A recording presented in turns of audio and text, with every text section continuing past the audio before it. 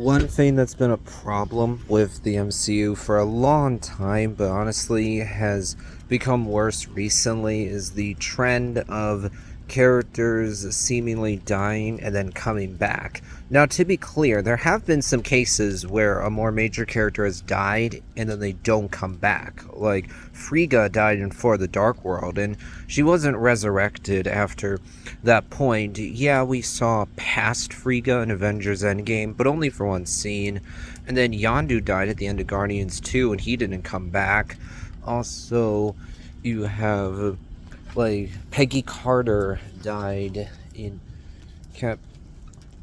Well, actually, in that case, yeah, Peggy Carter died in Captain America Civil War from old age. And then in Avengers Endgame, we see young Peggy Carter, and then Cap ends up with young Peggy at the end of Endgame. And then we see alternate versions of Peggy Carter past Endgame, but still, like, Peggy died from old age in Civil War, and she doesn't come back after that point. But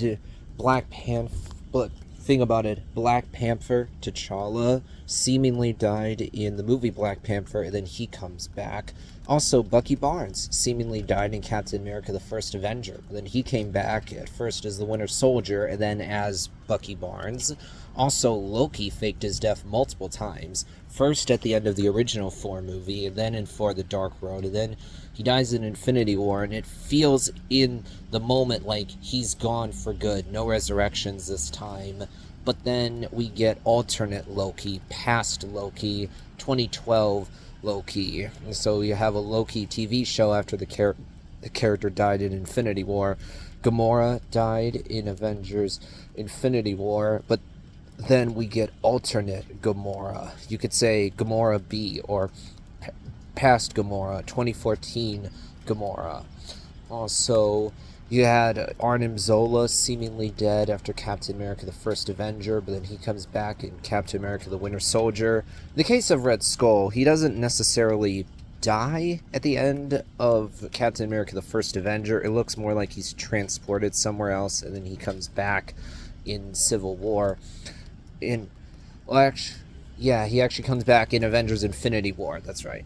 And then you have Nick Fury seemingly dies in Captain America: The Winter Soldier, only to come back. Groot seemingly dies at the end of the original Guardians of the Galaxy, but then he comes back. So, yeah, Also, actually, I do want to mention, the Sorceress Supreme dies in the original Doctor Strange. She didn't come back after that point. So, again, there have been some permanent deaths, but it's a general trend you're seeing of the characters seemingly dying and then coming back. Technically, you could also count everyone who turned to dust at the end of Infinity War, but then came back in Endgame. So it's something that it's been plaguing the MCU for a while. It's been a problem for a while, but I think with multiverse time travel being introduced, the problem is worse now.